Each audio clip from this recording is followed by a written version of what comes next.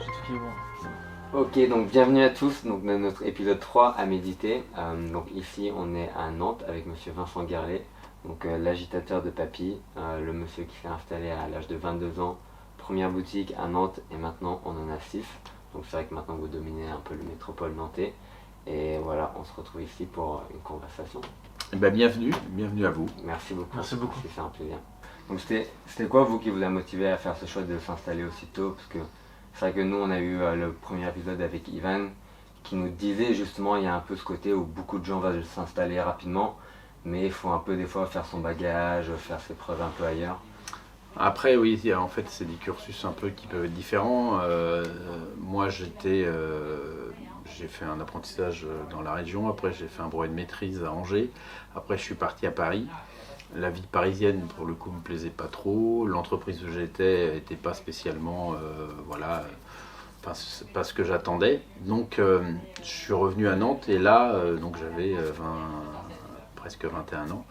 Et là, je me suis dit, tiens, qu'est-ce que je fais? Voilà, où est-ce que je vais travailler? Et puis, l'idée m'est venue comme ça en me disant, tiens, pourquoi pas s'installer en fait, hein, plutôt de façon comme ça, pas spécialement calculée, en se disant, ouais, la fougue de la jeunesse, ouais, bah, tiens, je vais m'installer. Donc là, fatalement, j'ai commencé à chercher un pas de porte et une fois que tu commences à chercher, et tu trouves et puis tu es dedans. Donc après, la réalité nous rattrape, Ouais, parce qu'à 21 ans, tu as encore plein de choses à apprendre. Mais voilà, en fait, j'ai toujours voulu continuer, apprendre, me former tout seul, avancer. En fait, je pense que quand on s'installe tôt comme ça, il n'y a pas de secret, il faut continuer à avancer. C'est vrai qu'en s'installant plus tard, fatalement, on crée une expérience, on crée. Puis après, il faut remettre ça à l'époque, hein, il y a presque 30 ans, les entreprises étaient beaucoup plus petites, donc l'évolution en entreprise était quand même pas la même que quand tu arrives dans une entreprise plus grosse où tu as des possibilités d'évolution. Donc fatalement, si on prend le cas d'Ivan, voilà, il a fait tout son cursus chez nous, jusqu'au MOF, il est resté après, il a eu le temps de grandir aussi professionnellement dans l'entreprise, en évoluant aussi dans l'entreprise. Donc c'est des cursus différents. Moi, il a fallu que je continue à apprendre chez moi. Ouais, et puis j'imagine c'est un peu, au début ça devait être un peu votre force, mais aussi votre défaut d'être aussi jeune, parce que peut-être le fait d'être aussi jeune, ça vous un peu une insouciance, peut-être qui vous a permis de vous lancer dans des défis que peut-être avec plus de recul vous auriez dit ah c'était osé quand même. Oui, c'est ça en fait, quand tu t'installes à 21 ans, tu t'es encore pas créé d'obligations, ni familiales, ni financières, ni tout ça. Donc en fait, tu te lances et puis tu y vas. C'est sûr que quand tu t'installes un peu plus tard, tu as peut-être un peu moins le temps de lancer le truc parce que globalement, tu quittes souvent un salaire qui est souvent un peu plus conséquent. Moi, à l'époque, le salaire des premières années, il n'était pas énorme, hein. Mais bon, voilà, c'est une autre. Ouais, Après, je ne regrette pas. De toute façon, c'est toujours. On peut pas, il ne faut pas regretter.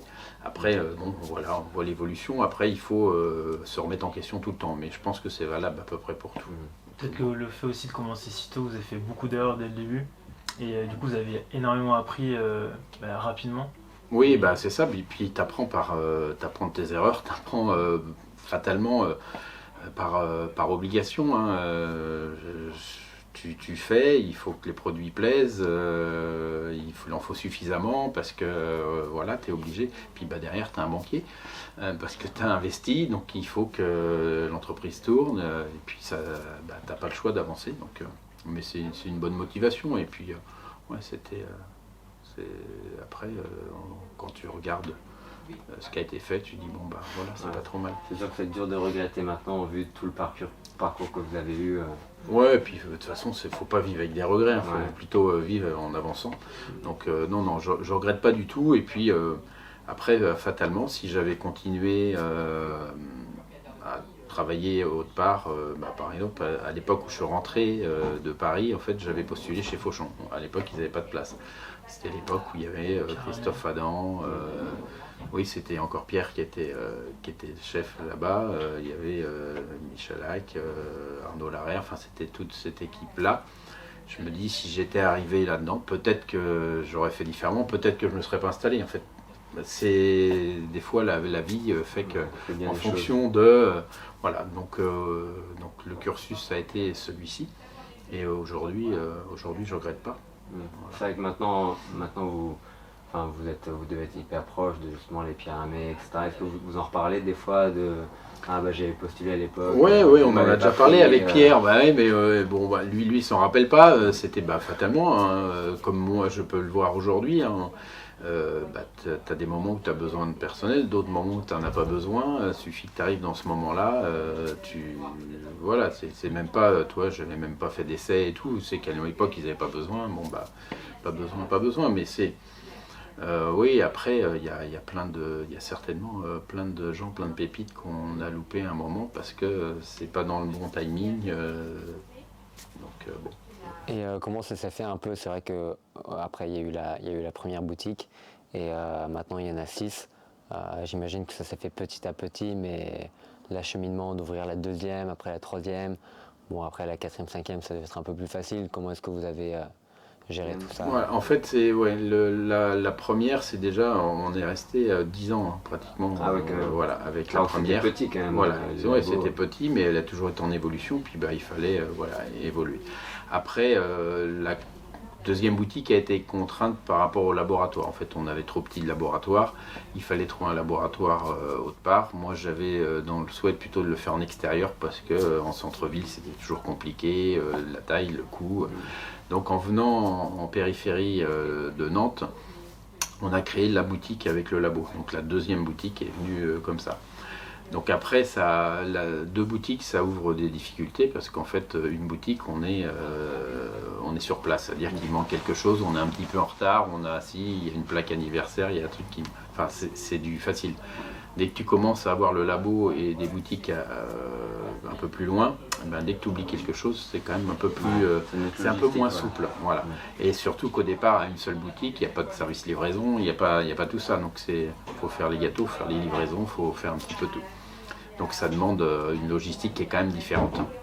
Donc il faut vraiment anticiper, ça devient une autre organisation. Et puis une fois que tout ça marche bien, la troisième est plus facile. Ouais. Parce qu'il y a déjà, et puis la quatrième, et puis après on optimise tout ça. Mais c'est vrai que le switch c'est plutôt de la passer de 1 à 2.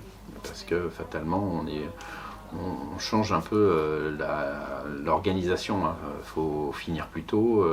Quand on est sur place avec le laboratoire, on peut se dire tiens, voilà, on va finir les commandes petit à petit ou ramener des gâteaux.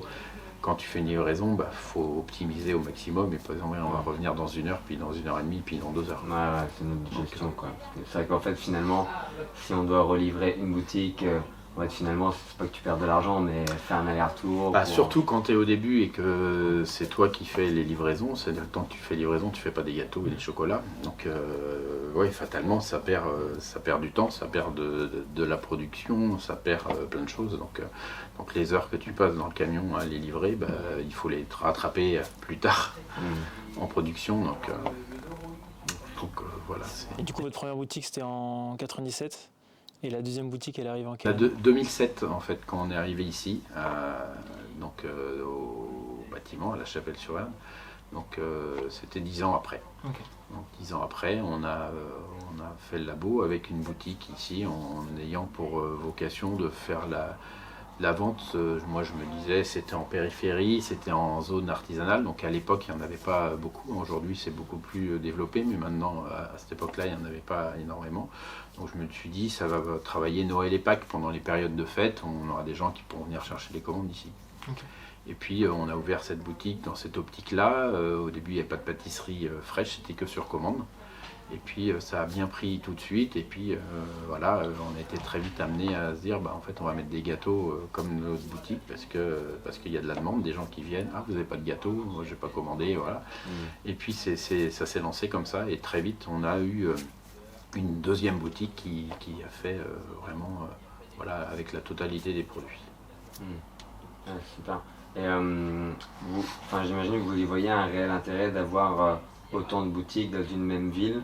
À chaque ouverture de boutique, vous y voyez vraiment l'évolution encore de la boîte parce que y a d'autres entreprises qui ont ce format, mais la plupart des entreprises, ça va être 1 voire 2 dans la même ville et après ils vont chercher un peu aller Oui. en France ou un peu plus loin? Après, ça c'était moi ma vision en fait d'essayer d'avoir des boutiques dans différents endroits. Parce que déjà dans un premier temps c'est quand même plus facile à gérer hein, quand les boutiques sont à de 20 minutes, une demi-heure de route maximum. C'est quand même plus facile parce qu'on est à proximité en fonction. Donc ça m'a permis voilà, de développer. Après, je suis toujours parti du principe que Nantes était une grande ville et que voilà, il y avait un potentiel déjà d'ouverture ici avant d'aller vraiment trop loin, quoi.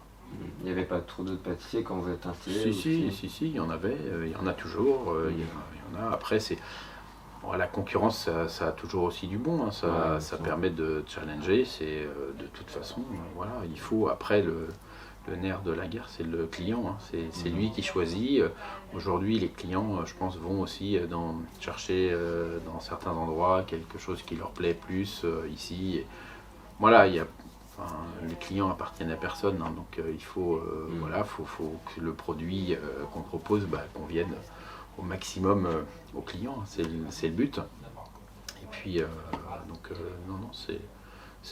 moi j'ai toujours été le principe de faire mon truc, de pas trop regarder ce qui se faisait ailleurs, parce que je trouve que voilà, il faut faire la pâtisserie qu'on a envie, ou les chocolats qu'on a envie de manger, qui nous ressemblent. Enfin voilà, c'est ce que viennent chercher les gens, c'est ça.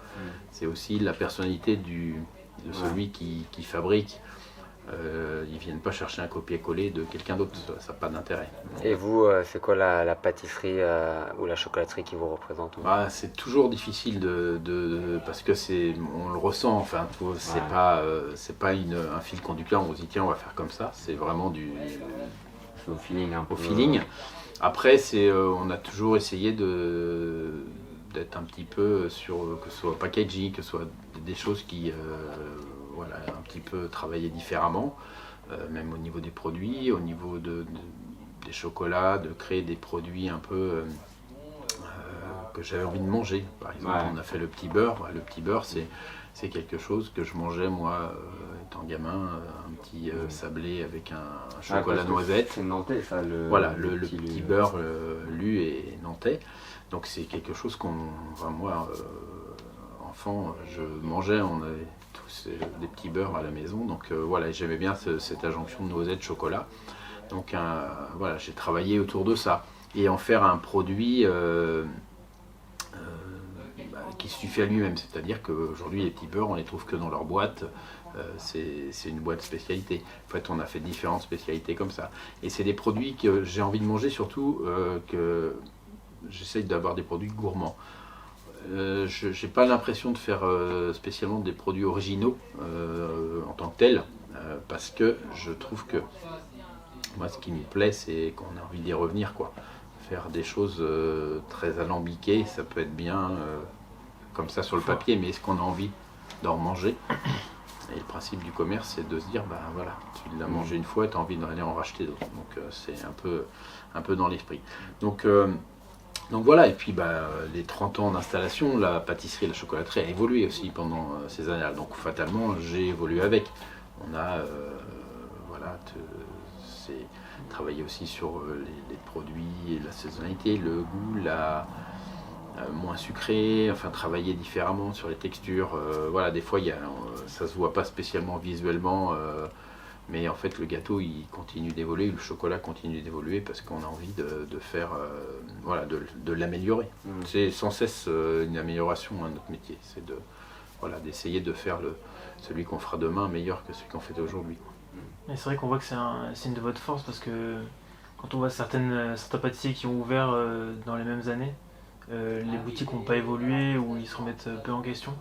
Et au contraire, votre boutique, elle suit le goût du jour.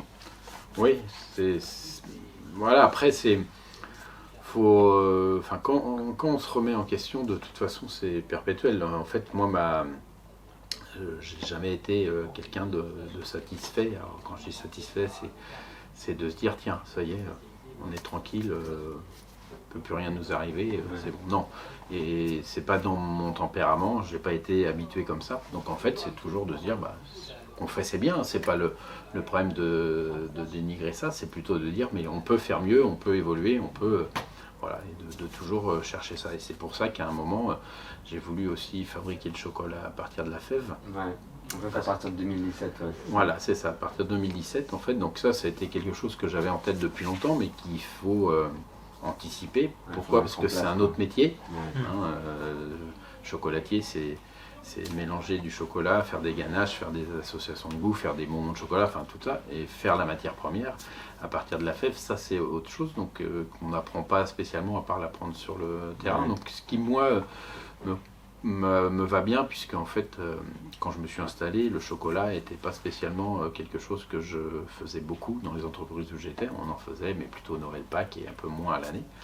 Donc fatalement, quand je me suis installé, il a fallu vraiment le faire de façon autodidacte. Et avec le recul, je trouve que c'est bien parce que on va vraiment au fond des choses. Donc la fabrication de la couverture à partir de la fève, c'est un peu pareil. C'est qu'à un moment, j'avais la possibilité de le faire. On a agrandi le labo, donc on a prévu directement la place pour le faire. Et puis après, on met les machines. Puis une fois qu'on a les machines, il n'y a plus qu'à. Faut torréfier. Moi, avant qu'on installe la ligne cacao, j'avais jamais torréfié une fève de cacao. Donc il faut essayer, goûter. Dire tiens, voilà, qu'est-ce qu'on améliore, pourquoi, comprendre. En fait, ce qu'il faut de notre métier, c'est comprendre le produit. Et donc une fois qu'on comprend, après, on peut faire plein de choses. C'est vrai que c'est marrant parce que pour la plupart des gens ne se rendent pas forcément compte que les chocolatiers ne savent pas forcément faire du chocolat. Oui. Et, c'est deux métiers différents. Ouais. Et c'est Nicolas Berger qui nous disait qu'il n'y a pas d'école pour apprendre à faire le chocolat. Donc comme vous dites, c'est sur le terrain qu'on apprend. Il n'y a pas d'école parce qu'en fait le chocolat qui historiquement était fait par les chocolatiers il y a très très longtemps, après est devenu... en fait, il y a des plus gros que les autres qui se sont mis à en fabriquer pour les autres, et puis c'est comme ça qu'est parti le chocolat, donc avec des semi-industriels, des industriels, des niveaux différents. Aujourd'hui, pourquoi il n'y a pas d'école? Parce que déjà, en fonction de la ligne qu'on peut avoir des machines, de ce qu'on veut faire, en fait, ça va totalement être différent. D'un torréfacteur à l'autre, on ne va pas avoir les mêmes critères pour torréfier les fèves. Donc en fait, il faut appréhender le produit et le faire. Après, en plus, moi j'ai choisi l'option de faire 100% de la production.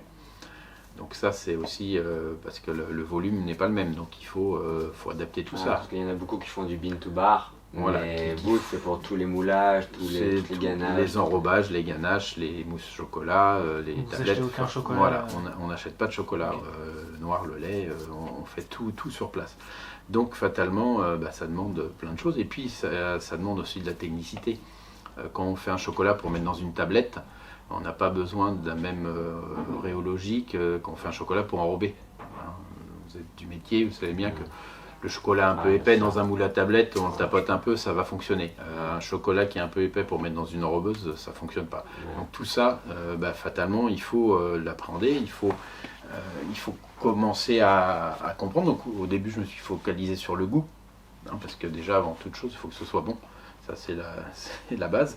Donc comprendre la torréfaction, le conchage, comment. Et puis après, une fois que le goût est là, se dire... comment on fait pour que le chocolat puisse servir à l'enrobage, comment on fait pour que le chocolat puisse rentrer dans une mousse au chocolat, parce qu'on est sur un mélange de matières grasses, de fibres, il faut comprendre le mécanisme, pourquoi ça fonctionne et des fois ça ne fonctionne pas, l'humidité des fèves, tout un tas de choses comme ça à appréhender. Et donc c'est un travail aussi qui est super intéressant, qui est très varié, où on voit aussi qu'on peut vraiment influer sur... la qualité du produit à plein de moments, vous torréfiez plus ou moins, et bien comment ça va donner votre chocolat, et quel goût on ressort, et qu'est-ce qu'on recherche, est-ce qu'on recherche le goût cacaoté, moins, plus. Donc tout ça, ça vient, et pour le coup, je trouve que ça ouvre encore un panel pour les artisans super intéressant, parce qu'avec la même fève, deux chocolatiers qui transforment vont faire des chocolats quand même qui vont être différents, même si des aromatiques de base vont pouvoir rester, on va pouvoir avoir des chocolats différents. Et moi, ce que je trouve, c'est la force de l'artisanat, c'est ça. À la base, c'est ce qu'on fait tous les jours. On prend des œufs, du sucre, de la farine, de la crème, du beurre. Globalement, voilà les ingrédients principaux, et puis du chocolat. Voilà les ingrédients principaux qu'on travaille tous les jours. et en fonction de qui le fait, eh bien, on va avoir quand même des notes, des goûts, des choses différentes. Ça, c'est une vraie valeur ajoutée. Le jour où tous les artisans font la même chose, il n'y a plus d'intérêt. Donc, avec le chocolat, ça ouvre encore une palette gustative, en fait, pour faire aussi autre chose. Donc, c'est ce qui est intéressant. Et puis, pour en revenir, voilà, il y a des gens qui fabriquent que de la tablette. Bon, moi, mon choix, c'était de me dire, voilà, je fais le chocolat de A à Z parce que c'était... Et puis c'est ce qui fait votre force aussi, parce que comme vous dites, dans l'artisanat, pour se différencier un peu des autres, un moulage de Pâques par exemple, oui ok c'est du chocolat qu'on a fait fondre, qu'on a moulé, mais en fait il va avoir le même goût chez le voisin et chez le voisin, alors que ici peut-être qu'ils vont venir chercher cette singularité à le chocolat de chez Monsieur. Voilà, c'est ça, ça permet de s'exprimer un peu plus, quoi. Au-delà de la forme du moulage, on va pouvoir s'exprimer aussi dans le goût. Donc c'est une chose qui est intéressante. Donc, tout ça, ça commence à la fève, j'imagine. Ouais. Je sais que vous allez beaucoup voir les plantations. C'est quelque chose qui vous tient beaucoup à cœur. Oui, en fait, moi j'ai découvert quand je me suis mis à fabriquer le chocolat, j'ai découvert vraiment quelque chose alors c'était une envie, mais je pensais pas que ça allait être aussi enrichissant, intéressant et enrichissant. C'est qu'en fait, moi ce qui m'intéresse, c'est d'aller à la découverte aussi des gens qui travaillent la fève. À la base, c'est qui la cultivent, de comprendre pourquoi, comment, de se rendre compte aussi qu'on est sur quelque chose d'assez fragile. Hein. On est dans des pays, en fonction d'où on va, c'est très rudimentaire, la culture, donc vraiment bien comprendre que la fève de cacao, quand elle arrive chez nous déjà, on voit le transport qu'elle a fait dans les endroits où elle est passée, comment ça a été transporté. Enfin, c'est pas toujours facile, hein, c'est rarement des routes super goudronnées où tout va bien. En fonction de la saisonnalité, il y a des pluies, il y a des moments où on peut pas passer en camion, c'est compliqué. Et donc ça fait comprendre que voilà, on mesure un petit peu plus la difficulté. En fait, c'est vrai que quand on commande du chocolat et qu'on appelle allô, je veux une tonne de telle provenance pour faire, quand la palette elle arrive, ça y est, c'est opérationnel. Là, il faut anticiper. Il y a vraiment quelqu'un qui cultive ça, qui le fait fermenter, qui le fait sécher, donc il a aussi une importance. Et puis quand ça arrive chez nous, il y a encore tout un tas de choses à faire. Et donc cette proximité de comprendre en fait et de voir les gens qui fabriquent en amont, enfin qui produisent en amont, le chocolat a plus la même saveur. Quand les fèves arrivent ici, on sait, on se rappelle où c'était, comment, et donc ça c'est un côté humain, je trouve, qui est super intéressant. Ça je trouve c'est un truc où vous ressemblez beaucoup à notre chef Maxime Frédéric, dans le sens où en fait dès qu'on arrive au cheval blanc, c'est un truc qui nous matraque avec ça. Typiquement les œufs, ça vient de sa ferme en Normandie. Quand il voit quelqu'un casser un œuf, il va en faire tout un débat, alors que la plupart des gens ils vont dire bon c'est un œuf. Même maintenant la plupart des gens ils sont sur des ovaux.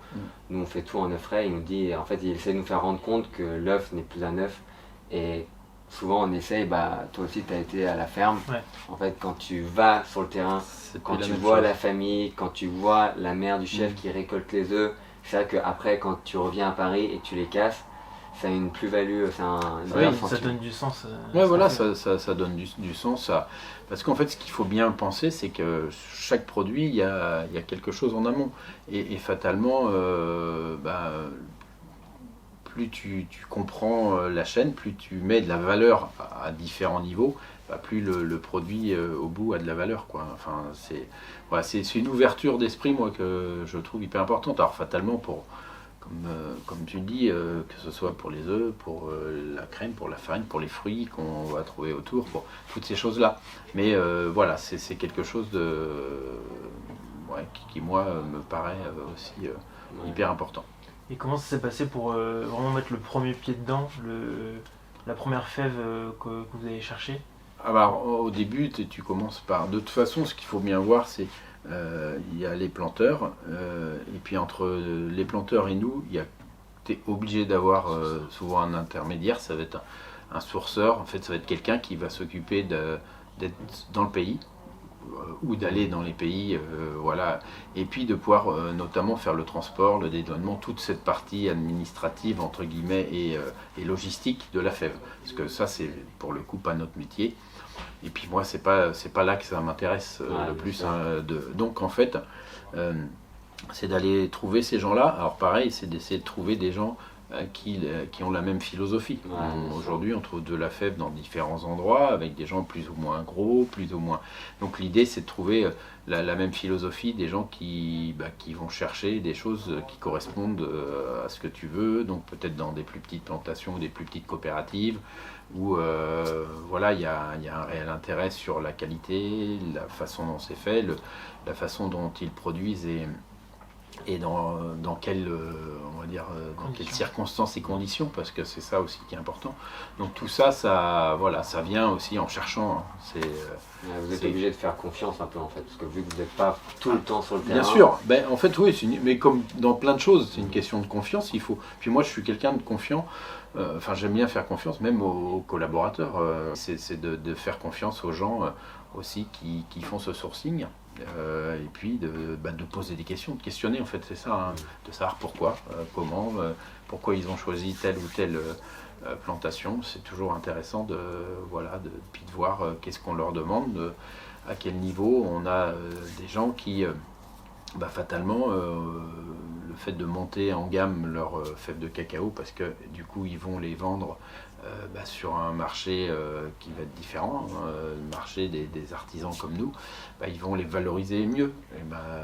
Donc ça leur demande un peu plus de travail, mais le fait que il y ait ce travail et cette sélection, c'est valorisant pour eux, ils gagnent mieux leur vie. Enfin voilà, c'est toute une chaîne vertueuse qu'il faut vraiment enclencher. Et des fois, par manque de connaissances sur la finalité du produit, ils ne peuvent pas savoir que leurs fèves, elles sont très bien et qu'elles peuvent être vendues sur un autre marché. Donc voilà, il y a de la pédagogie aussi à ce niveau-là. Le but du chef d'entreprise, c'est d'essayer au maximum de mettre tout ça en musique, mais aussi de voir sur quelle personne on va pouvoir miser, faire évoluer, et puis il faut que ça fonctionne, il faut que la personne ait aussi envie d'évoluer à ce moment-là et dans cet environnement-là. Enfin, c'est tout un tas de choses. Mais moi, je suis toujours parti du principe, alors c'est peut-être le fait que j'ai commencé jeune aussi, mais que le talent et les qualités ne sont pas spécialement une question d'âge.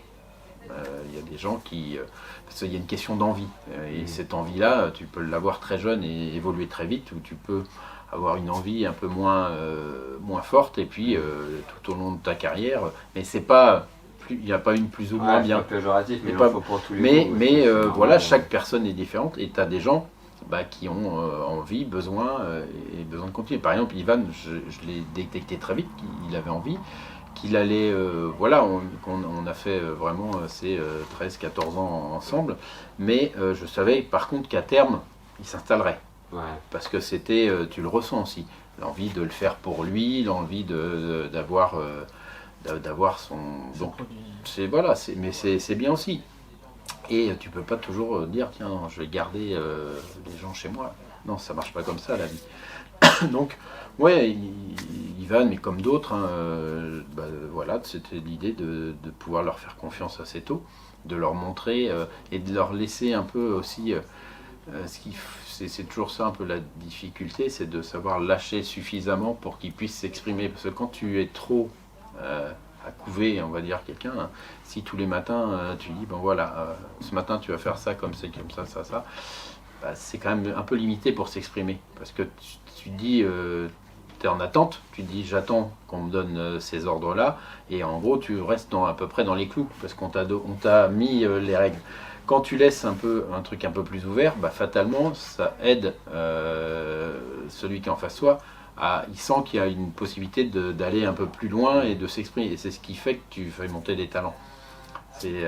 Voilà, donc il faut toujours doser ça et laisser on va dire quand même une possibilité d'évoluer de lui-même, parce que c'est ce qui fait que tu évolues. Quand on te met trop de barrières, si on te dit de A à Z tout ce que tu dois faire, tu deviens exécutant, mais ça t'ouvre pas spécialement l'esprit pour évoluer. Et c'est ce qui fait que ça fidélise aussi, parce qu'on voit Ivan, il est resté 13 ans, 14 ans. Freddy aussi est resté 30 ans. Ça fait 17 ans, Freddy, qu'il 17 est ans. avec nous. Voilà, Freddy, donc lui, il est arrivé, il a une formation de cuisine.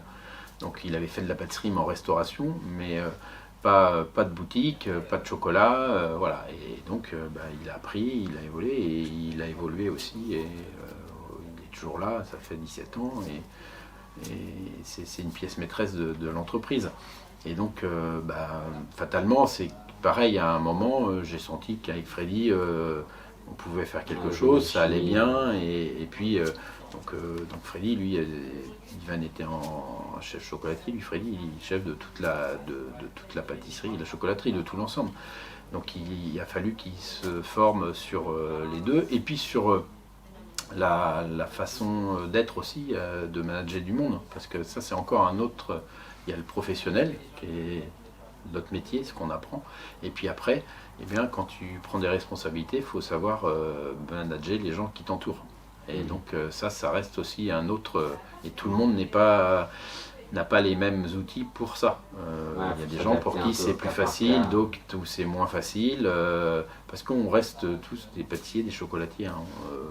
Moi, ma formation, c'est de faire des chocolats et des gâteaux, et on m'a jamais appris à dire tiens, voilà comment on va faire travailler des gens ensemble, comment on va passer des infos, comment on va... Une cohésion d'équipe. Voilà. Et ça, c'est souvent, alors tu peux avoir des formations, des cours, des trucs, mais il y a aussi le côté intuitif. On va jamais à l'inverse de notre personnalité, donc tout le monde est pas fait pour les mêmes choses, et heureusement aussi. Ça devait être dur ça au début, quand vous avez ouvert à 22 ans, je sais pas si vous aviez des Au début j'ai commencé tout seul, donc c'était assez simple, puis après on est passé à 2, puis 3, puis 4, puis 5, et en fait tu apprends aussi sur le... Voilà. L'avantage que j'ai eu, on va dire, c'est que de fait de commencer tout jeune et petit, c'est que j'ai aussi appris avec l'entreprise. Quand tu commences déjà beaucoup plus gros directement, tu as pas mal d'outils qu'il faut déjà au départ. Fatalement, parce que quand de commencer déjà à 5, 10, 15 personnes, eh bien, il faut tout de suite appréhender ce côté, comment ça se passe, alors que quand tu commences, tu as un salarié, puis 2, puis 3, tu as le temps aussi d'appréhender ce côté-là. Donc c'est vraiment, voilà, moi j'ai eu cet apprentissage aussi de ce côté-là au fur et à mesure. Puis je sais que Ivan, il est arrivé ici, il était encore très jeune, donc vous n'avez pas quelques anecdotes un peu marrantes à nous raconter? Ouais, alors en fait, il est arrivé chez nous à 17 ans, c'est un fou de vélo. Donc en fait, c'était vélo, il travaillait, puis après il allait s'entraîner, et puis ça a commencé comme ça, puis au bout d'un moment, il s'est mis dans les concours en fait, ça a été son truc. Et donc le vélo est vite monté au-dessus du labo en disant ouais comme ça je vais le prendre quand je pourrai et tout, puis petit à petit en fait le vélo sortait de moins en moins, et donc il a switché. Après il a eu une période où il faisait des photos en boîte de nuit le soir. Donc je le voyais des fois arriver le samedi matin ou le dimanche matin, les yeux un peu... voilà, et en fait il avait... un truc, c'était, alors je sais pas comment ça marchait exactement, mais il allait en boîte de nuit, il faisait des photos de... Ah, parce que c'est lui qui prenait les photos? Ouais, il faisait les photos pour les autres. Alors, bon, je sais pas comment ça marchait, il s'était créé un petit marché comme ça. Bon, et puis fatalement, à un moment, je lui dis, bon, ouais, je pense que de mêler le côté pâtisserie le matin de bonne heure et la soirée du soir pour prendre des photos en boîte de nuit, ça va peut-être pas être... Puis voilà, donc c'est des années. Il avait 17, 18, c'est normal, hein, ça fait partie du. L'apprentissage de la vie, quoi. Ouais, mais voilà, puis il y a Freddy, Ivan avec un caractère aussi, voilà, affirmé, donc c'est bien aussi, parce que moi c'est ce que j'aime, et puis on s'est toujours bien entendu. Ouais, j'ai toujours. Ouais, le feeling est passé, et puis. Donc c'est bien. On voit bien qu'un peu partout en France, je pense que vous êtes une des personnes qui ressort plus au niveau des noms près des autres pâtissiers. Ça se voit qu'il y a un respect mutuel entre vous et d'autres qui rendent la pâtisserie. Je pense que ça doit être assez satisfaisant d'avoir cette relation que vous avez cultivée un peu avec... Oui, c'est... En fait, fatalement, c'est un petit monde, hein, donc on se connaît quand même tous. Après, c'est quelque chose qui se fait de façon naturelle. Et c'est avec sa façon d'être, son savoir-être. En fait, moi, je sais pas quelque chose que je fais exprès. Je suis pas quelqu'un de très absolument réseau. Tiens, il faut que je connaisse un tel. Non, ça se fait naturellement. Et puis, voilà, moi, c'est ce que j'aime, quoi. C'est des rencontres, pas spécialement de provoquer les rencontres. C'est qu'en fait, les rencontres, elles se font parce qu'elles doivent se faire. Et puis après, t'apprécies les gens, voilà, c'est ça. Puis bon, après, fatalement, ça veut dire que quand tu commences à voir ça, c'est que tu vieillis aussi. Donc, ça fait maintenant quelques années que je suis dans le métier, et donc, fatalement, tu as eu l'occasion de rencontrer plus de monde. C'est aussi pour ça que nous, on a voulu créer un peu ce podcast, parce que c'est vrai que, en fait, même si on ne connaît pas forcément les gens qu'on va aller interviewer, avec qui on va parler, à partir du moment où on met deux passionnés autour d'une table, après, on peut en parler pendant des heures, hein, c'est sûr. Et moi, c'est ce qui aussi, si on parle par exemple de l'association Relais Dessert, c'est ce que j'ai aimé dans cette association. En fait, je suis rentré en 2007 dans l'association. En fait, ce qui est hyper important, c'est que tu viens chercher, tu sais pas quoi, en fait. Tu rentres là-dedans, mais en fait, c'est vraiment cet échange, parce que c'est vraiment basé sur l'échange. Donc la rencontre avec différentes personnes de différents endroits, différents horizons, différents pays, avec des entreprises qui sont aussi différentes. Hein. Tu as des entreprises qui peuvent avoir une dizaine de salariés, et puis d'autres où il y en a 300. Et donc ça te permet de te situer aussi. Et ça, moi, ça a été super important, parce qu'en fait, à un moment, tu es dans ton entreprise, tu as la tête dans le guidon, quand même, surtout qu'aujourd'hui, c'est vachement ouvert, parce qu'il y a les réseaux sociaux, il y a plein de choses. On voit ce qui bouge autour. On remet ça il y a ne serait-ce que 20 ans. Si tu bougeais pas de chez toi, tu voyais pas comment ça bougeait autour. Hein. C'était fallait se déplacer, il fallait aller voir. Donc c'était à une époque où ça m'a permis de situer en fait un peu l'entreprise, de dire tiens, qu'est-ce qu'on fait, est-ce que c'est bien, est-ce qu'on peut améliorer, ou est-ce qu'on... En fait, de discuter, de rencontrer les autres, de voir, tu te situes, puis après tu te dis, tiens, là, il faudrait peut-être que je bosse un peu à ce niveau-là, parce que je pense que... c'est plus dans la vision de l'entreprise que les produits, en fait. Moi, c'était plus ce qui m'a aidé, c'est ça, c'est de se dire, tiens... la structuration d'entreprise, comment on fait, comment on peut avancer. Et donc tu as comme ça des petits exemples, et puis tu te fais des copains, en fait. Hein, c'est professionnel qui passe du côté amical, parce qu'en fait, fatalement, on est tous des entrepreneurs, on a beaucoup de points en commun. Voilà, des points communs, et puis tu rencontres des gens qui ont aussi leur histoire. Et c'est vrai que là, votre podcast, quand vous en ferez beaucoup, vous allez voir que chacun, il n'y aura jamais une histoire pareille, et une vision pareille. C'est le but. Et donc, c'est ce qui est important. Et donc, les relais desserts, c'est ce que ça m'a amené. Ça m'a amené cette introspection, cette possibilité aussi de prendre un peu de recul et de voir un peu sur un global. Et puis de voir comment ça se faisait ailleurs, d'en prendre le positif, d'améliorer le négatif, d'aller comme ça. Et puis jusqu'au jour où on m'a posé la question pour prendre la présidence, où là, pareil, je m'étais jamais dit, tiens, ma vision c'est d'être président des Relais Desserts. Moi, quand je suis rentré, c'était Frédéric Cassel, et qu'il l'a fait très bien pendant ces 15 années. Et quand on te le propose, fatalement, tu te dis, tiens, est-ce que déjà, t'es content, inconsciemment, parce que voilà, mais après tu dis, déjà, pourquoi moi, qu'est-ce que je vais faire, comment je vais continuer une association qui a plus de 40 ans, tu te dis, il faut la faire continuer, il faut la faire progresser, faut pas tout casser ce qui a été fait, mais il faut quand même lui faire passer. Le métier avance, les générations changent, donc il faut avancer dans ce sens-là. Et donc, c'est à un moment tu dis, moi ce que ça m'a apporté, c'est parce qu'il y avait des gens aussi qui ont fait tout ça et à la tête de tout ça, qui font avancer les choses. C'est peut-être le moment de rendre aussi l'appareil. Et donc voilà, ça fait mon deuxième mandat, et puis c'est quelque chose qui est intéressant, et puis ça permet de voir autre chose aussi. Et comment ça s'est fait qui est venu vers vous pour prendre ce poste? Il y a eu un En, vote? en règle générale, déjà, il y a le bureau existant. Là, notamment, il y avait Frédéric, Pierre Hermé, Éric Vert, enfin des gens qui sont vraiment à la tête du bureau, qui essaient d'identifier quelqu'un qui pourrait prendre la suite. On est vraiment sur une association, c'est-à-dire que le but premier, c'est que l'association fonctionne. Donc en fait, c'est pas une question, il ne faut surtout pas mettre de questions d'ego, de rivalité, de trucs comme ça. L'association, elle vit, le président, il n'est pas payé, il fait ça pour... en fait, il faut vraiment avoir ça en tête. C'est-à-dire qu'il n'y a pas... C'est pas parce que... Enfin, moi, j'ai jamais tiré de profit de la présidence de Relais Dessert. L'entreprise, c'est Vincent Garlet. Après Vincent Garlet, président de Relais Dessert, c'est au service de l'association. Donc en fait, il faut bien comprendre ça. Et puis, du coup, une fois qu'on te demande, on te pose la question. Après, il y a un vote, bien sûr. Et en fait, le but, c'est que le candidat pressenti fasse l'unanimité auprès des membres. Parce que ça peut fonctionner que comme ça. Si tu n'as pas l'adhésion des membres, je sais pas, t'es pas le bon personnage en fait.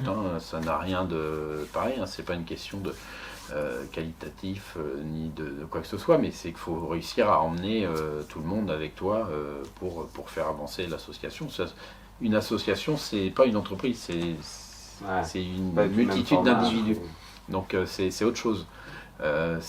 Tu gères pas la même chose, tu gères pas de la même façon, tu as des décisions à prendre, mais il faut quand même que ce soit un minimum collégial parce que il faut faire avancer tout le monde.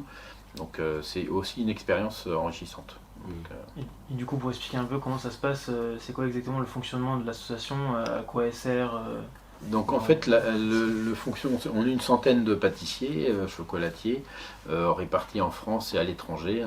Donc France, Europe, et puis après le Japon, l'Australie, différents pays comme ça, des États-Unis. Et donc quand on rentre au Relais Dessert, on doit être parrainé par deux Relais Dessert. On est rattaché à une région, on est divisé en régions. Voilà, alors ça ne correspond pas aux régions spécifiques, mais il y a 10 régions dans les Relais Dessert. Et donc on doit être parrainé par le responsable de la région, plus un Relais Dessert de cœur, en fait, quelqu'un avec qui on a travaillé, qu'on a rencontré, qu'on connaît, voilà, c'est vraiment comme ça. Après, il y a une commission d'admission qui vient voir les produits, voir comment ça fonctionne, l'entreprise, si elle répond à différents critères. Et puis après, on rentre au Relais Dessert. Et après, on se retrouve 2 fois par an en séminaire avec tous les Relais Dessert. Et à peu près 6 fois par an avec notre région, entre guillemets. Et puis là-dedans, il y a des échanges. On doit travailler aussi pour les séminaires, chacun par région. Donc en fait, l'idée, c'est de mutualiser des connaissances pour faire avancer le métier, pour faire avancer les entreprises. Donc ça, c'est vraiment un global sur tout un tas de choses. Et donc, je voulais vous parler aussi un peu du côté transmission. C'est vrai que vous avez beaucoup d'apprentis ici. Pour la petite anecdote, moi j'ai fait mon BTM ici, donc pendant 2 ans. Et c'est vrai que partout où je vais, j'en parle à tout le monde parce que moi l'expérience que j'ai eue ici c'était incroyable, moi ça m'a vraiment marqué. La partie apprentissage, je trouvais que c'était être dans une entreprise comme ici pour un apprentissage, c'était parfait pour moi. Comme vous l'avez un peu souligné avant, vous avez su répondre un peu aux besoins de chacun et le fait de pouvoir vous laissez un peu libre accès aux entraînements, aux matières premières aussi, ce qui n'est pas donné de toutes les entreprises. Pareil, il y a un vrai savoir-faire dans le labo qui n'est pas présent partout. Et moi, c'est quelque chose qui m'a réellement marqué. Je recommanderais à tout le monde de venir faire son apprentissage ici. Donc, ce côté un peu transmission. Ça a toujours été quelque chose d'important pour moi. En fait, j'ai très tôt formé des apprentis parce que moi, je suis issu de l'apprentissage, de l'alternance, et donc je pense que on a un métier où, à mon avis, c'est la meilleure porte d'entrée pour apprendre. Pourquoi ? Parce qu'on apprend qu'on peut dire sur le tas, avec voilà, les contraintes directement du métier et les avantages, enfin tout ce qu'on peut voir. Donc ça, moi, l'apprentissage, j'ai toujours été un fervent défenseur de l'apprentissage et de l'alternance. Et bien, quand on est fan, faut montrer l'exemple. Donc on a toujours eu le nombre d'apprentis en fonction du nombre de personnel. Hein. Le but, ça n'a jamais été de dire il faut que des apprentis. Non, un apprenti et quelqu'un qui vient en formation, le but, c'est qu'il apprenne. Et de toute façon, c'est toujours plus on va apprendre, plus on va montrer des choses à quelqu'un qui peut les apprendre, ben plus après, il va être intéressant aussi pour lui et pour l'entreprise. De toute façon, le but, il est là, c'est que tu as la période... Voilà. Alors, l'apprentissage, c'est un peu quelque chose que sur du long terme, on apprend toujours. On n'a jamais fini d'apprendre. Mais je veux dire, il y a un moment d'apprentissage de base, et puis après, fatalement, on devient un peu plus autonomie, et puis ça évolue, et puis voilà. Donc c'est quelque chose, moi, qui m'a toujours plu, enfin, d'avoir des gens en formation comme ça. Et puis le fait de laisser la partie, on va dire, possibilité de faire des choses. En fait, pour moi, on apprend par l'obligation comme ça, mais on apprend aussi beaucoup par tout ce qu'on peut faire autre. Quand on a un examen, quand on a un concours, quand on a des choses comme ça, on va aller essayer de puiser dans des choses où on va se surpasser. Quand on fait un concours, par exemple, fatalement, on va avoir une deadline, donc il va falloir évoluer, il va falloir créer quelque chose. On a un but. Et donc, c'est là où on n'a plus quelqu'un qui nous dit tiens, tu dois fabriquer ça, et avec d'autres. Là, on est tout seul face à son produit, soit face à ce qu'on doit faire. Et donc ça, ça fait évoluer encore beaucoup plus que le reste. Et donc moi, j'ai toujours parti du principe que, eh bien, on est dans l'entreprise, ça fait partie de l'apprentissage pour moi. Tout ça. Alors après, il n'y a pas d'obligation. Il y a ceux qui veulent, ceux qui ne veulent pas. Mais fatalement, ceux qui vont sans cesse essayer d'aller faire des choses extra, eh bien, ça, c'est beaucoup plus formateur encore. Parce que ça sort de sa zone de confort. Et c'est ça qui fait qu'on évolue tout le temps. Et, voilà. Et donc de pouvoir laisser l'accès aux produits, aux matières premières. Alors voilà, il faut toujours faire attention à ce qu'on fait, respecter le produit. Il n'y a pas de secret, c'est pas faire pour faire, il faut qu'il y ait un but. Mais je trouve que ça, c'est vraiment important et moi, ça me paraît normal. Donc c'est... après, toi, justement, des gens comme toi, j'en ai plein, hein, des apprentis qui sont sortis d'ici, qui sont installés, qui sont dans des belles maisons, qui sont dans des endroits différents. Et voilà, d'avoir pu transmettre à un moment quelque chose, c'est super enrichissant, c'est gratifiant, c'est intéressant, c'est bien. Et c'est ce qui va faire, et c'est ce qui a fait évoluer au fil du temps notre métier. En fait, c'est cette transmission de cacher quelque chose, ça a peu d'intérêt. Ce qu'il faut, c'est plutôt bien le transmettre. Et puis on a tous besoin d'avoir des gens pour travailler avec nous. On a tous besoin et on en aura encore besoin, de gens pour reprendre des entreprises. Donc si on ne forme pas les gens, on perd tout ça. Et on a la chance aujourd'hui d'avoir un métier qui forme quand même beaucoup de personnes. Donc c'est bien, ça reste quelque chose de dynamique où il y a l'envie aussi. Je pense que c'est vrai que ce truc où il y a des gens, c'est vrai qu'ils n'ont pas envie de transmettre, ils veulent garder les secrets. Je pense que ça revient un peu à ce que vous disiez tout à l'heure. En fait, quand on passe notre temps à regarder chez les autres, ça crée un peu une insécurité où on se dit non, alors que vous, comme vous disiez, en fait, vous vous concentrez sur vous, ce que vous faites. Donc en fait, ça paraît inné de transmettre au prochain et après. Voilà, c'est ça. Je veux dire, la transmission, ça fait partie ça fait partie de nos métiers. On parlait tout à l'heure de relais SR avec l'échange, c'est pareil. Si on vient dans l'association avec pas du tout l'envie d'échanger avec les autres, il faut pas. C'est pas grave, mais ça fait pas partie de l'ADN de l'association. Donc le but, c'est l'échange. La formation, c'est pareil. C'est qu'à un moment, si on veut pas transmettre, faut pas faire de formation. Il faut rester chez soi. Mais malheureusement, on est toujours obligé de transmettre. Soit on est tout seul dans son labo et puis on fait tout de A à Z et puis là, on n'a pas ce besoin. À partir du moment où on veut faire travailler avec nous des gens, fatalement, on ne va pas faire tout de A à Z. Donc si on veut que le résultat soit comme on le veut au départ, il faut bien transmettre son savoir, transmettre la vision, transmettre toutes ces choses qui font qu'à la fin, on ait le résultat souhaité. Donc oui, ça passe par l'apprentissage, et j'ai envie de dire l'apprentissage général de tout le monde. Même un ouvrier qui arrive chez nous, il y a une phase d'apprentissage, parce que fatalement, il a vu des choses autre part qui sont différentes, qui sont... donc à nous de l'amener à l'ADN de la maison, quoi. Et le côté un peu concours, c'est vrai qu'ici c'est un peu une maison à concours, dans le sens où il y en a pas mal qui en font. Moi, quand j'étais ici, il y avait toujours un mec qui travaillait sur une nouvelle recette, sur une pièce artistique. On le voit beaucoup au salon de Vannes, de la chocolaterie. Il y a toujours 2-3 mecs de chez Garlet. Et bon, il y a toujours 2-3 podiums qui vont avec, donc c'est plutôt satisfaisant. C'est quoi? Je sais que vous avez fait pas mal de concours aussi. Est-ce que vous pouvez dire, vous, qu'est-ce que ça vous a apporté? Qu'est-ce que la place des concours dans notre métier pour vous? Moi, je pense que la place des concours, c'est très important. Alors aujourd'hui, c'est un petit peu biaisé, parce qu'à une époque, si on voulait avancer dans le métier, avoir une petite reconnaissance dans le métier, ça passait que par les concours. Aujourd'hui, il y a les réseaux sociaux qui font qu'il n'y a pas spécialement... mais la valeur du travail d'un concours va toujours rester importante, parce que c'est un moment où on doit reproduire quelque chose, on doit amener un savoir, une dégustation. En fait, faire un produit juste visuel, c'est ce qui est le plus simple, qu'on prend en photo, qu'on va filmer comme ça. Après, que le produit soit bon à l'intérieur, que la texture soit bonne, qu'il puisse garder dans le temps, qu'il puisse avoir tout un tas de choses, que la coupe soit belle.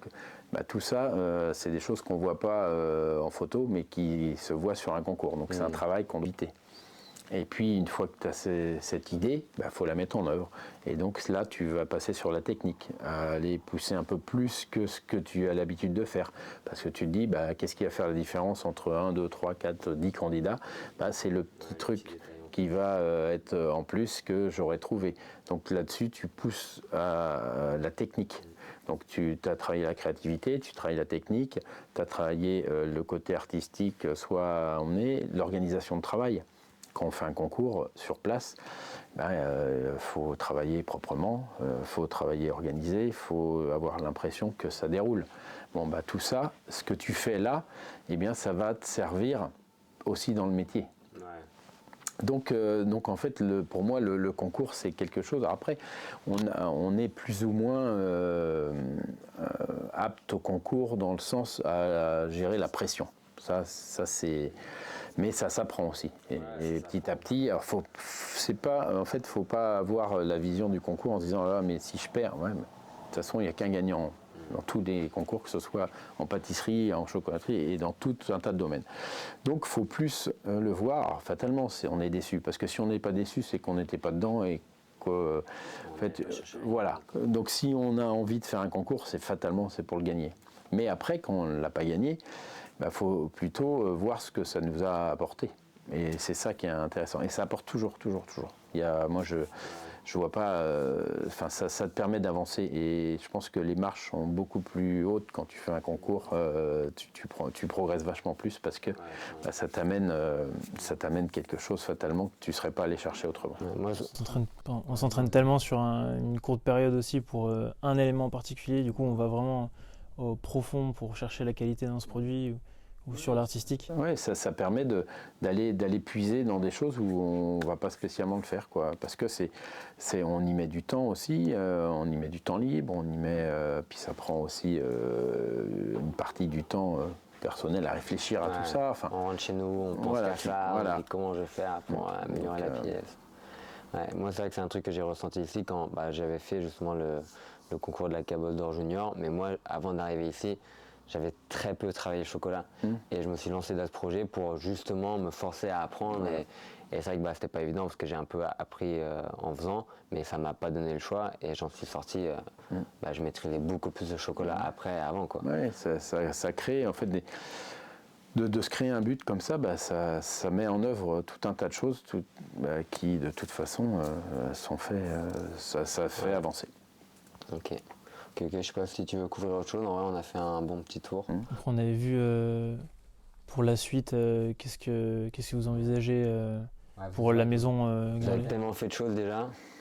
Qu'est-ce que pour la suite vous dites Bah, une entreprise, de toute façon, pour que ça vive, il faut toujours que ça progresse. Hein. C'est comme un être humain, on va dire. Donc c'est de continuer à faire vivre ce qui est l'existant, mais de voir le futur, donc de voir comment on va améliorer les produits, comment on va continuer à créer des nouveaux produits, et puis aussi fatalement voir aussi le développement de la suite, ouvrir d'autres boutiques, voilà, toujours avec un... faut rester en phase avec sa vision et la vision de son produit. Voilà, l'idée c'est pas d'ouvrir de façon démesurée, c'est de continuer à avancer petit à petit. C'est voilà, une entreprise, ça doit vivre aussi dans le temps. Donc j'ai encore pas mal de temps devant moi à travailler. Donc c'est voilà, de continuer à faire évoluer l'entreprise, à faire évoluer les gens qui sont dedans aussi. Méritants et tout. Et donc voilà. Ok, très bien. Bon, on va faire un petit tour de la cacao facture, j'imagine. Voir un peu. Pas de souci, on va voir ça. Okay. Voir l'installation. Il y avait juste une question qu'on a bien posée à chaque fois. C'est si vous aimeriez, si vous pouvez nommer une personne qui a été formateur pour vous, que vous retenez en tout cas dans votre parcours. Une personne qui vous a marqué. Ça peut être personnel comme ça peut être professionnel, mais... Alors, j'ai une personne vraiment qui m'a marqué au niveau professionnel, mais qui n'est pas du métier. Mais c'est Pascal Bévert, en fait, qui est un fromager dans la région, qui fait aussi du beurre, des yaourts, des fromages, en fait, qui a commencé un peu comme nous, tout seul, et puis qui doit avoir aujourd'hui, je pense, à peu près 500 salariés. Donc c'est une... Ah ouais, voilà, 500 ouais. Ils ont des fabrications de fromage dans différents endroits maintenant en France. Ils vendent dans différents points de vente, Paris et beaucoup la région ouest et centre. Et en fait c'est quelqu'un que j'ai rencontré au début de mon installation, et avec qui il y a toujours eu un feeling, et le fait de discuter avec lui, ça m'a permis aussi de grandir professionnellement, de voir aussi la façon dont il est resté, parce que je pense que humainement, on en parlait tout à l'heure, c'est important aussi. Hein, l'entreprise, on fait des gâteaux, on fait de la pâtisserie, et moi je suis toujours parti du principe où on n'est pas des stars. Pour moi, on ne sauve pas des vies. Hein. Donc, il faut rester humble avec tout ça. Et on m'a toujours dit, et notamment Pascal le dit bien, c'est qu'il faut faire attention parce que les gens qu'on croise en montant, on les croise aussi en descendant. Ouais. Et donc ça, c'est quelque chose qu'il faut garder à l'esprit. Et donc, c'est pas parce que l'entreprise est grossie, en fait, il faut rester simple. Et ça, je pense que si j'avais un message à faire passer, c'est ça, parce que cette partie, on fait des gâteaux, on fait des chocolats, voilà, on a la chance d'avoir un métier qui fait plaisir, donc fatalement, les gens nous voient avec bienveillance, et on peut avoir cette sensation d'un peu connu, mais il ne faut pas que ça prenne une place, comme je le disais, on ne sauve pas des vies. Moi, j'ai beaucoup plus d'admiration pour quelqu'un qui fait une opération du cœur ou du cerveau tous les jours que quelqu'un qui savoir faire des petits beurres, mais voilà, mais ça fait partie d'une chaîne, mais il faut rester la tête froide, et je pense que ça c'est hyper important, parce que voilà, d'avoir un savoir-être comme ça, c'est plutôt bien. Ok, bon, merci beaucoup en tout cas. Merci à vous d'être venu me voir. Avec plaisir. Toujours plaisir de revenir à la maison. Non, puis ça fait plaisir de voir comme toi l'évolution que tu peux faire au cheval blanc, parce que c'est pas des c'est des maisons. Tu vois la preuve, il y en a qui y vont, qui n'y arrivent pas, donc ça amène autre chose, ça amène une rigueur, c'est des belles évolutions, donc c'est bien. Alors, merci, ça fait plaisir. Très très bien. Merci. Merci à vous.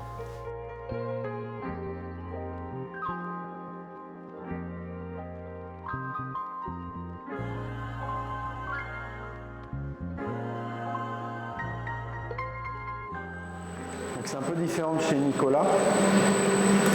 On n'a pas tout à fait les mêmes machines. Donc ça c'est toute la cacao facture ici, Ouais, c'est là où vous faites tout le process de... C'est ça. Donc là, en fait, on a les fèves qui sont triées, qui arrivent ici. Donc là, on est sur les fèves d'Ouganda. Donc là, on a nos fèves, donc ce qu'on appelle les fèves crues chez nous, mais qui sont en fait fermentées et séchées. Donc là, elle est déjà torréfiée? Non, là, elle est crue. Là, on n'a rien, c'est juste fermenté, séché. Donc on a encore ce côté un peu... Ouais. En fait, cette acidité, de l'acide, tu vois, en fin de bouche. Donc on n'a pas encore les notes cacao, on a plutôt les acidulés et puis toutes les, on va dire les goûts, les notes aromatiques qu'on va pouvoir retrouver. Donc l'acidité vient du fruit au départ et puis de la fermentation. Donc on a une acidité et une fermentation alcoolique qui vient donner ce côté-là. Mais tu vois, on n'a pas ce côté cacao, cette légère astringence. On est encore loin du goût du chocolat qu'on connaît. Parce qu'en fait, ça va venir avec la torréfaction. Donc après, la torréfaction va nous permettre de développer ces arômes cacao tout en essayant de ne pas trop perdre les aromatiques qui sont un peu fruités, un peu... Donc c'est toute cette... Là, c'est un très fort goût de fermentation. Voilà. Donc là, si on prend ici... Donc là, on a la même chose ici. Donc là, elles ont été torréfiées et refroidies. Là, on est sur un Criollo, un Forastero. Là, on est sur un Trinitario. Tu vois, la même chose. On n'a pas du tout le même...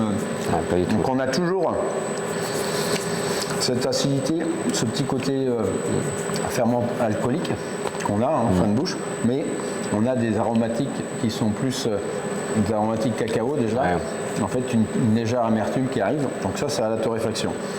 Donc après, plus on va torréfier, plus on va développer les arômes, la note cacao, mais plus on va perdre les aromatiques de la départ. Singularité un peu de la fève. Donc en fait, il faut, en fonction des fèves que l'on a et de ce qu'on veut en faire, il faut essayer de jouer avec ça parce qu'en fait, la fermentation, la torréfaction permet également de débactériser. Ouais, bien sûr. Donc il faut jouer là-dessus. Et donc une fois qu'on a nos fèves qui sont refroidies et torréfiées, on va passer au casse-cacao et on va obtenir, là forcément il n'y en a plus dedans, le gruet. Le gruet, ok. Donc en fait là on a un système de tamisage qui fait qu'on va par aspiration aspirer les coques et après tamiser et le gruet va partir en bas. Et une fois que le gruet est fait, on passe ici dans la partie liqueur. Donc là, la liqueur, on est sur un broyage à 200 microns à peu près. Donc je vais te faire goûter. Donc là, on a exactement ce qu'on vient de goûter tout à l'heure. Par contre, à la différence près, c'est que tu as goûté, tu vas me dire ce que tu en penses. Si tu te rappelles, tu te remets mort à peu près le goût de ce qu'on vient de goûter. Tu vois, on n'est pas du tout sur les mêmes. Non. Pourquoi ? Parce que, en fait, là, on était sur quelque chose... On va dire un produit croquant sec. Ici, on a été broyé, donc on a concassé la matière grasse et la matière sèche. Et donc, c'est beaucoup plus disponible pour les papilles. Donc, on a beaucoup plus de sensations d'amertume alors que c'est exactement le même produit. Ah, donc, le fait de changer ne serait-ce que la texture, en fait, va changer le goût. Nouveau voilà. goût. Et donc, par contre, on a du grain, parce qu'on a cette texture granuleuse qui est 200 microns. On reçoit vraiment des grains de fève parce que la fève est très dure. En fait, c'est assez abrasif, donc en fait, là, on est sur un pré-broyage. Et après, cette liqueur va passer par les tuyaux, arriver ici au conchage. Donc là, à cette étape, vous avez rajouté le chocolat, le sucre. On commence au départ par prendre la liqueur qu'on va affiner, et après, on ajoute le sucre. Donc là, on a le chocolat est fini. Déjà quelque chose de beaucoup plus lisse. Aux alentours de 20 microns, la langue ne perçoit plus les grains. Donc voilà. Ça va tourner, le conchage est environ 48 à 72 heures. Donc on va affiner la fève, affiner le sucre et puis enlever les arômes, les acidités qui peuvent rester et garder juste ce qu'on peut garder. C'est vrai que là on sent beaucoup les arômes, même plus que quand il est en pistole presque. Ouais. Le fait qu'il soit, je sais pas si c'est parce qu'il est frais. Parce qu'il est frais, puis parce qu'il est aussi fondu. Donc fatalement, puis là on est vraiment, là la conche vient de finir, donc on a 600 kg là, de chocolat qui après va être extrait et va être mis en planque. Et vous, ça représente combien en quantité de chocolat à peu près que vous fabriquez par... On fabrique ici 55 tonnes par an. Ouais, par an de couverture pour l'utilisation chez nous. Donc là, on a la ligne noire et on a la ligne lait qui est ici. En fait, tu vois, là, il y a la fève, donc la liqueur, la poudre de lait et le sucre. Et donc, on affine l'ensemble. Et après, on a une petite ligne ici, là-bas, qui est juste derrière, qui nous permet, donc là c'est des lignes à 600 kg, et celle-ci nous permet de faire entre 50 et 150 kg. Donc pour des essais ou des provenances un peu plus petites, de pouvoir faire des micro. Ça c'est plutôt nouveau, non? Il me semble que vous aviez déjà ça. Non, c'est plus récent celle-ci. Et pour se faire un peu une ordre d'idée, à peu près un premier investissement pour pouvoir créer ce genre de... D'avoir la totalité là comme ça, c'est 1 million d'euros. Ouais, c'est pas donné à tout le monde. Non, faut. Ça au fur et à mesure du temps. Sans avoir l'espace. Ouais, bien sûr. Qui est en plus. On a le géant du Jat. Donc en fait, moi je choisis toujours de faire un géant du Jat. On le fait, on le met dans le tank et on l'utilise à suivre. En fait, on fait jamais un gros stock de géant du Jat parce que je trouve que plus le géant du Jat est frais, plus on a la note noisette. Ouais, super bon. Et vous êtes noisette piment, il me semble? Ouais, noisette piment. Pareil, hein, c'est un choix de gustatif.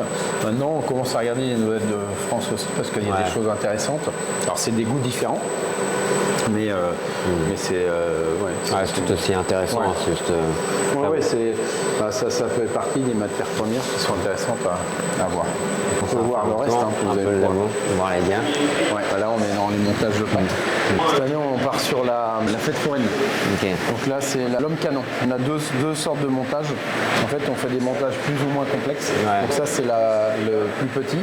Et après il y en a un autre où il y a le canon et tout un tas. C'est vrai que ça c'est un peu votre marque de fabrique, toutes les petites pièces commerciales que vous développez à toutes les occasions sont bonnes pour créer une pièce commerciale. Marchand de churros, en fait, les moulages à faire, les couleurs et le nombre de pièces. En fait, pour avoir, on dit, pour faire tant de pièces, comme ça, quand on fait les moulages de demi-serre, une fois que faut que ça roule, quoi. On sait qu'il en faut tant de telle taille, tant de telle taille, et après, une fois qu'on fait le montage, c'est plus facile à faire. Tout est une petite sardinette. Dommage, il a la caméra, il mange rien. Tu goûteras après, mais c'est très bon. Bonjour. Donc là, on a 2 one-shots ici. Parce que moi, quand j'étais là, il n'y en avait qu'une. Et il me semble que... Non, celle-là, elle fait 9 pauses. Et là-bas, elle fait 12 pauses. Ça, c'est nouveau aussi. Le fameux cuiseur qui devait aller chez Maxime et c'est vrai. En fait, en bas. Il devait aller chez lui. Et vu qu'il passait pas, c'est vous qui lui avez repris le... Voilà, c'est ça. En fait, on a les 70 et là, c'est un 120 litres. Comme moi, j'en voulais un, du coup, avant, il y en avait 2 comme ça, non? Il y en a toujours 2. Le deuxième il est au four. On a toujours 2 comme ça et puis le plus gros. Donc là, c'est vraiment toute la partie chocolaterie et après, de l'autre côté, on a la partie pâtisserie. Donc là, on a la partie pâtisserie, j'imagine. Pâtisserie. Je connais un peu, mais j'imagine qu'il y a eu une vraie conception de penser à la partie des pesées entre les deux. En fait, la plonge et le local pesé, et entre les deux labos, comme ça, on mutualise au même endroit toute la plonge, on mutualise toutes les pesées aussi au même endroit. La pâtisserie et la chocolaterie, ils travaillent un peu ensemble ou on essaie vraiment de diviser un peu les... Non, ils sont assez autonomes. Deux labos différents. En fait, c'est pression de l'eau et air, mélange air et eau. En fait, il fait un jet. Là, on est sur une coupe simple, on a des petits carrés. Mais après, on peut aller sur des logos. Et c'est avec ça que vous coupez toutes les formes de chocolat pour faire les montages, après les assemblages. En fait, ça permet de rationaliser les montages après, parce qu'on a une découpe qui est identique partout, des choses très fines, très précises, et ce qui fait qu'après là, quand on voyait le montage de tout à l'heure avec les lunettes, en fait c'est sur une demi-sphère, et donc pour faire cette forme en chocolat bombé comme ça, c'est très compliqué. Ça j'imagine, ça ouvre plein de possibilités qu'on n'aurait pas si on n'avait pas ce genre d'équipement. Ça ouvre tout un tas de choses qu'on ne pourrait pas faire spécialement autrement, et puis de rationaliser toutes les choses qu'on peut faire. Le fait d'en avoir 2 en plus, c'est le confort absolu. On essaye toujours d'avoir une double machine, 2 one-shot, 2 cubots, 2 enrobeuses, 2 jet d'eau, comme ça, on en a besoin des deux. Et deux, s'il y en a une qui tombe en panne, on a quand même toujours, c'est rare que deux machines vont tomber en panne en même temps. Ouais, C'est les montages complets. Tu vois. super. Donc c'est la pêche à la ligne un peu. Hyper sympa. Vos œufs de churros et puis l'homme canon derrière. La même chose, on reprend le personnage, mais ce qui permet de faire une gamme qui est différente. Et donc ça fait une gamme de prix qui est un peu différente. Et là sur l'assemblage, j'imagine, il doit y avoir peut-être une trentaine d'éléments sur un petit... Ouais, il y a quand même pas mal de choses. Et en plus, on essaye au maximum de le faire en chocolat. C'est-à-dire qu'il y a très peu de chocolat plastique, parce qu'en fait... Gustativement, c'est pas bien. Donc on a vraiment beaucoup d'éléments en chocolat.